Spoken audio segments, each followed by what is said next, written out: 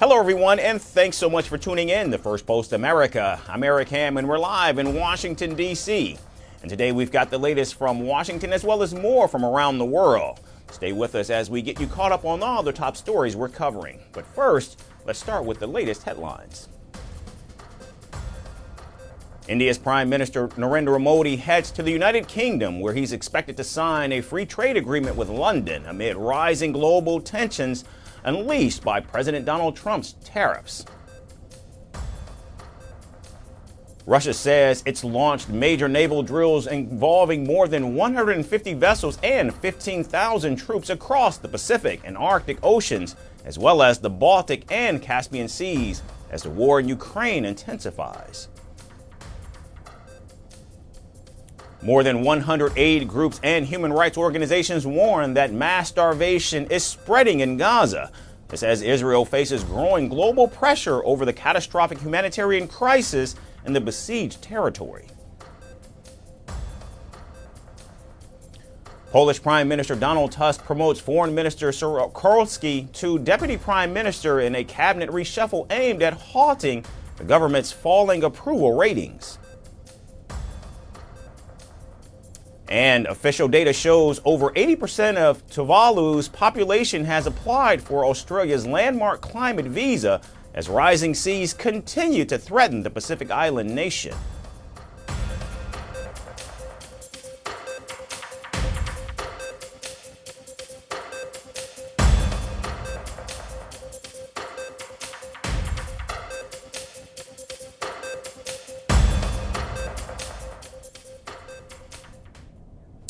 We begin here in Washington today, where the feud between President Donald Trump and his predecessor Barack Obama is escalating after Donald Trump accused the former president of committing what he called treason.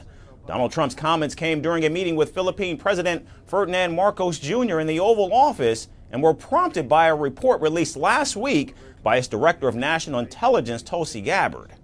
The witch hunt that you should be talking about is they caught President Obama absolutely cold. Tulsi Gabbard, what they did to this country in 2016, starting in 2016, but going up to 2020 in the election. They tried to rig the election, and they got caught. And there should be very severe consequences for that. Gabbard's new declassified report alleges the Obama-era officials engaged in what she calls a treasonous conspiracy to undermine Donald Trump's 2016 election victory. The report cites internal emails and briefings alleging intelligence officials downplayed Russian cyber activity targeting U.S. election systems and that a new assessment was requested by Obama's office after the election. The information we are releasing shows there was a treasonous conspiracy in 2016 committed by officials at the highest level of our government. Their goal was to subvert the will of the American people and enact what was essentially a years-long coup with the objective of trying to usurp the president from fulfilling the mandate bestowed upon him by the American people. Now, without offering evidence, President Trump accused Barack Obama of orchestrating a coordinated plot against him, calling it fraud, treason, and criminal at the highest level. Now, we found this isn't like evidence this is like proof, irrefutable proof that Obama was seditious, that Obama was trying to lead a coup, and it was with Hillary Clinton, with all these other people, but Obama headed it up. The president also singled out Hillary Clinton and former intelligence officials James Comey, John Brennan, and James Clapper, alleging they attempted to manipulate both the 2016 and 2020 presidential elections. If you look at those papers, they have them stone cold, and it was President Obama. It wasn't lots of people all over the place. It was them too. But the leader of the gang was President Obama, Barack Hussein Obama. And now, responding to the allegations, Obama's office called Donald Trump's claims both outrageous and a distraction. Out of respect for the office of the presidency, our office does not normally dignify the constant nonsense and misinformation flowing out of this White House with a response. But these claims are outrageous enough to merit one. These bizarre allegations are ridiculous and a weak attempt at distraction. Now, to be sure, while President Trump has frequently attacked Obama by name, These are his most direct criminal allegations against his predecessor so far. And on July 18, Tulsi Gabbard threatened to refer Obama administration officials to the Justice Department for prosecution over the intelligence assessment of Russian interference. In criticizing Gabbard's claims released in an 11-page document released last week, Obama's office maintained that they did not dispute the long-held intelligence consensus. Nothing in the document issued last week undercuts the widely accepted conclusion that Russia worked to influence the 2016 presidential election, but did not successfully manipulate any votes. That conclusion, that Russia interfered but did not alter vote outcomes, is backed by multiple official reviews. In fact, in a 2017 U.S. intelligence community assessment and a 2020 bipartisan Senate report, both found Russia attempted to influence the 2016 election through alleged social media campaigns, but no evidence of changed ballots or vote tampering was found. President Trump's comments comes as pressure mounts from his own base to release sealed files related to the convicted sex offender Jeffrey Epstein. The president has sought to frame the Epstein controversy as politically fabricated, blaming former Presidents Obama and Biden. Now, so far, no legal action has been taken against Barack Obama or his former officials. But with President Trump promising to declassify more intelligence and both camps doubling down, this latest clash between past and present presidents shows no sign of fading. The political fallout may only just be getting started. And now moving to New York City, two newly surfaced videos are pulling back the curtain on what appears to be a secret detention setup operating inside a federal building in Manhattan. The footage offers a rare and disturbing look at how migrants are being confined after being seized by Immigration and Customs Enforcement, often immediately after their immigration court appearances. The space, which is located on the 10th floor of the 26 Federal Plaza, has long been shrouded in secrecy until now. Shared by the New York Immigration Coalition, the videos show about 24 men packed into a bare, windowless room. Some lie directly on the hard floor wrapped in thin aluminum emergency blankets, while others sit motionless on benches.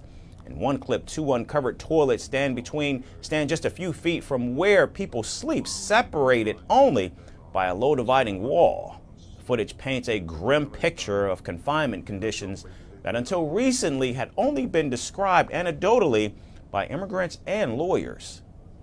ICE is kidnapping so many people from New York's immigration courts that they had TO create a new detention facility on the 10th floor of 26 Federal Plaza.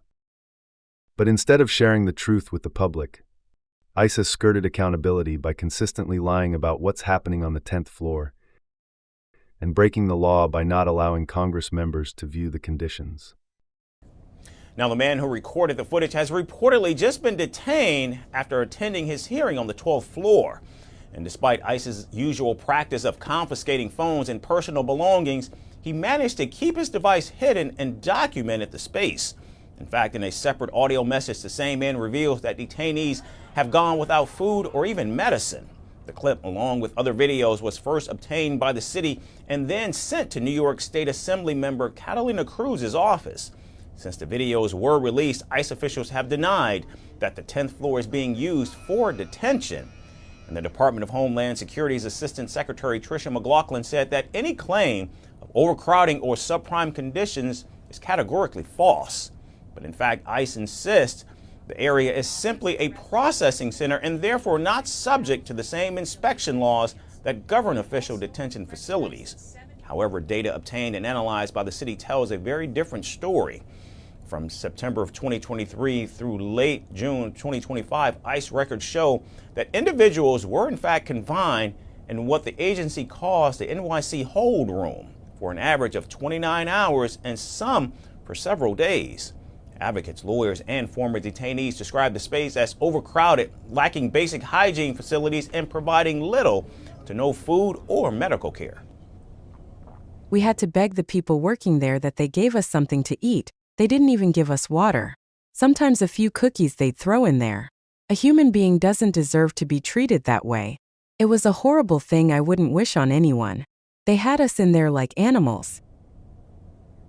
Now, this comes as the Trump administration has pushed through a staggering $170 billion immigration and border enforcement bill, which would make ICE the most heavily funded law enforcement agency in the country. But with mounting evidence and rising outrage, the question now is how much longer can this be kept in the shadows? And now to Russia, where war isn't just fought on the front lines, it is now being coded in classrooms and assembled by teenagers in factories.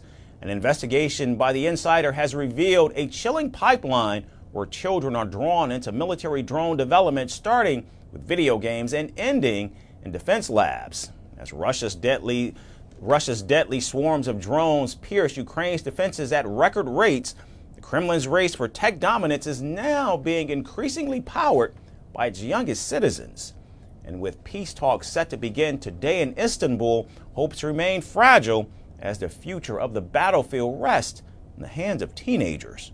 Our report has more. In a shocking revelation of 21st century warfare, Russian children are being systematically pulled into the design, testing, and even assembly of deadly drones used in Ukraine, all under the watchful eye of the Kremlin. According to an investigation by The Insider, a sprawling state-backed network is funneling thousands of talented teenagers from video games and school competitions straight into Russia's military-industrial complex. It all starts with Beriloga, a video game launched in 2022 where players control intelligent bears, using drones to fend off bee swarms. Success in the game reportedly earns school exam credits and entry into elite programs like Big Challenges, where defense-linked enterprises scout promising teens. But the lines between civilian and military blur fast. In interviews with The Insider, young finalists admitted they were fully aware their drone projects had military purposes, but were instructed to fabricate peaceful applications. We were forbidden to say that it was needed for the war, and we invented civilian applications. It's a children's program. A project must always have a dual purpose, especially when you are a school student. It's an unwritten rule I have observed at every competition. The Insider report even uncovered how children as young as 13 have trained soldiers in drone operation, modeled UAV components, and even worked inside military facilities. Meanwhile, a documentary aired by Russia's army-run Zvezda TV over the weekend showed teenagers, with their faces blurred, assembling Jiran-2 kamikaze drones at the Alabuga plant in Tatarstan. The factory, now on the EU sanctions list, is reportedly the world's largest drone production facility. It builds long-range drones based on Iran's Shahed design, which have a range of nearly 1,000 miles. Despite Moscow's claims that they target only military infrastructure, many have struck residential buildings in Ukraine. In fact, according to official data, Russia's swarm attacks are now breaching Ukraine's defenses at record rates. From April to June 2025, the drone strike success rate rose to 15%, up from 5% earlier this year. In fact, on July 9th alone, Russia launched 728 drones and decoys alongside Iskander and Kinjal missiles in a massive assault. In response, Ukrainian President Volodymyr Zelensky has announced that Ukrainian-made interceptor drones are now downing dozens of Russian drones per attack. Yet, even amid the drone duels, diplomacy stirs. Today, Russia and Ukraine are set for a fresh round of peace talks in Istanbul. The talks, focused on prisoner swaps and a possible ceasefire, follow repeated failures in May and June. Kremlin spokesperson Dmitry Peskov, however, has already warned there's little hope for a miraculous breakthrough. With the battlefield evolving and both sides locked in a deadly tech race, today's meeting could shape what happens next. Will it be a turning point toward peace, or just a pause before the next swarm takes flight?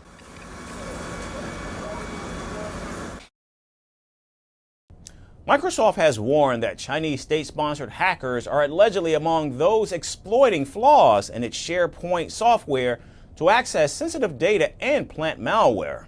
In a security blog post on Tuesday, Microsoft identified 3 China-linked groups Lenin Typhoon, and Violet Typhoon, both backed by Chinese state, as well as Storm 2603, a separate China-based actor. The groups took advantage of two newly revealed bugs that could let hackers imitate legitimate users and run code remotely on targeted systems. Now, this means attackers could pretend to be authorized users and run malicious programs on targeted servers. And now, to give some context, SharePoint Server is Microsoft's collaboration and document management platform designed for businesses and organizations. In fact, many large institutions use SharePoint as their primary platform for internal collaboration. It also integrates with other Microsoft tools, including Teams, Office, and Outlook, making it a core part of many organizational networks.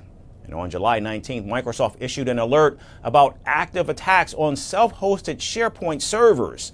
And as of this weekend, the intrusion reportedly affected nearly 100 organizations in what's now being described as a widespread cyber espionage campaign. As early as July 7, 2025, Microsoft analysis suggests threat actors were attempting to gain initial access to target organizations. The tactics, techniques, and procedures employed in these exploit attacks align with previously observed activities of these threat actors. Reports indicate that these same SharePoint vulnerabilities were used to gain unauthorized access to U.S. agencies, including the National Nuclear Security Administration. And though no sensitive or classified information is known to have been compromised, it's now Beijing has frequently been accused of backing cyber attacks allegations it's consistently denied.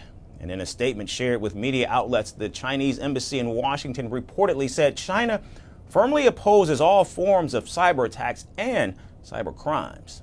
We firmly oppose smearing others without solid evidence. We hope that relevant parties will adopt a professional and responsible attitude when characterizing cyber incidents, basing their conclusions on sufficient evidence rather than unfounded speculation and accusations. The incident has renewed questions around Microsoft's cybersecurity defenses, coming after several previous security lapses. And it also comes at a time when the company is especially pouring in billions of dollars to boost its artificial intelligence capabilities while slashing thousands of jobs. In fact, last week, the tech giant said it would stop using China-based engineers to provide technical assistance to the U.S. military. Now, this was after a report sparked questions and prompted Defense Secretary Pete Hegseth to order a 2-week review of Pentagon cloud deals. Some tech companies have been using cheap Chinese labor to assist with DoD cloud services. This is obviously unacceptable, especially in today's digital threat environment. And that's why today I'm announcing that China will no longer have any involvement whatsoever in our cloud services, effective immediately. We will continue to monitor and counter all threats to our military infrastructure and online network. And so far, Microsoft has released comprehensive security updates to address the malware and urged customers to apply the patches immediately. But this latest incident is raising questions about cyber resilience, not just for Microsoft, but across the global tech landscape. And finally, a wave of cheeky brand reactions have flooded the internet after an awkward moment at a Coldplay concert in Boston, featuring former astronomer CEO Andy Byron and HR chief Kristen Cabot, which went viral. Tesla, X, IKEA, Hulu, Pizza Hut have all jumped in with their own viral takes, forming hilarious cheating tutorials to Globe Air's Hawaii escape offer. Major brands have turned the cringe into marketing gold. The internet's calling it #ColdplayGate, and everyone wants a front row seat. Our final report breaks it all down.